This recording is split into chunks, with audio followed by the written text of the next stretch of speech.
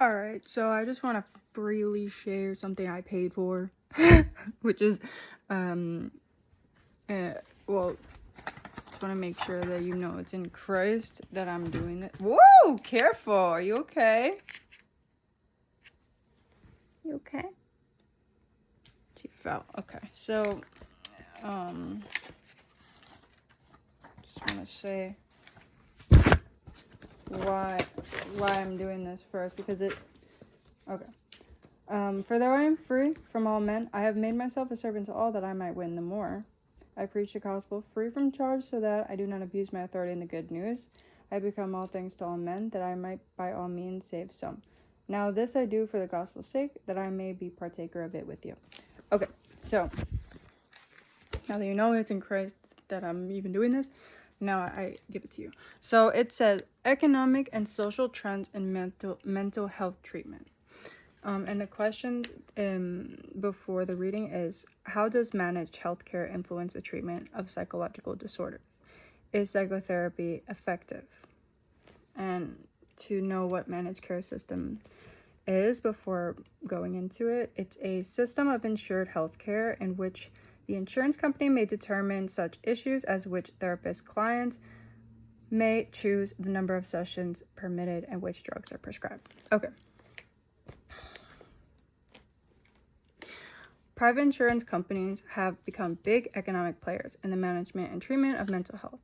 This system of insured healthcare, known as a managed care system, has had a significant impact on the treatment of psychological disorders.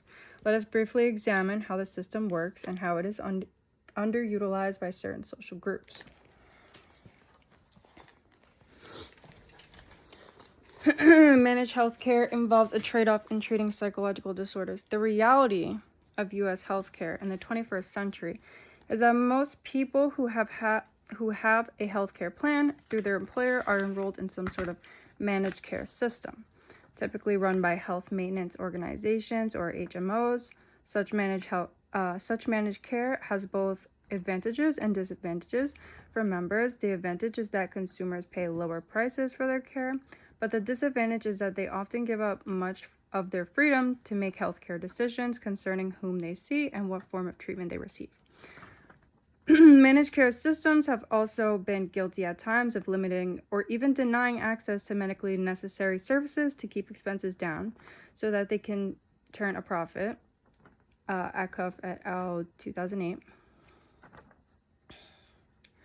For example, a national survey tracking children and adolescents' access to mental health care from 1996 to 1998 found that of those defined as needing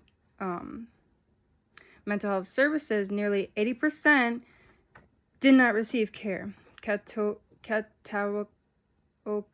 et al. 2002. The rate of unmet care was greater among uninsured than insured children. What sort of impact has managed care had on the treatment of psychological disorders? Largely driven by cost concerns, long-term therapy is rare today, available only to those clients who can afford to continue paying for treatment once their insurance benefits run out. In this new economic reality, treatment goals have shifted from curing mental health problems to helping clients with psychological disorders to reestablish a reasonable level of functioning. Another impact made by cost-cutting procedures on psychotherapeutic care is that highly trained mental health professionals such as psychiatrists and doctoral-level psychologists are no longer treating many patients. Instead, an increasing number of people suffering from psychological disorders are referred to less well-trained therapists with master's degrees who may not be able to adequately diagnose and treat serious psychological disorders. Pope and Vasquez, 2001. A further impact made by cost-cutting on treatment can be seen in the biomedical therapies. As discussed in section 14.7, pharmaceutical companies are introducing new and improved drugs every year to better treat various psychological disorders. Unfortunately, psychiatrists employed by managed care providers are often required to prescribe the older, less effective drugs because they are considerably cheaper than those newly introduced to the marketplace. Doherty, 1999. In addition, biomedical therapies are more effective when combined with psychotherapy, especially for such disorders as major depression, bipolar disorder, and schizophrenia. However, cost management has also led to cutbacks in combining these two therapies, leading to a less effective treatment for some individuals. Because of these problems, many therapists and clients dislike managed care programs. Critics claim that the system, rather than trained mental health professionals, is making the important decisions about how therapy should be administered to people with psychological disorders. Unfortunately, there is little evidence that solutions to these problems are on the horizon.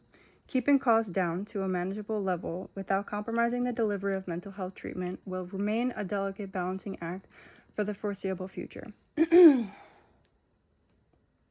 just want to put my 2 cents in that you don't need a therapist, or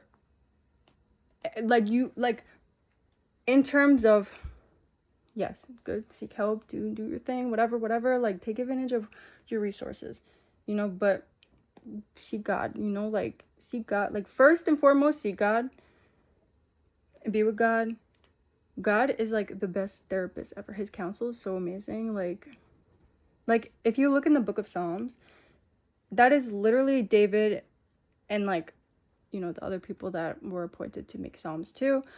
Their therapy, like church service or whatever, music is therapy. Like I'm telling you, the word is therapy.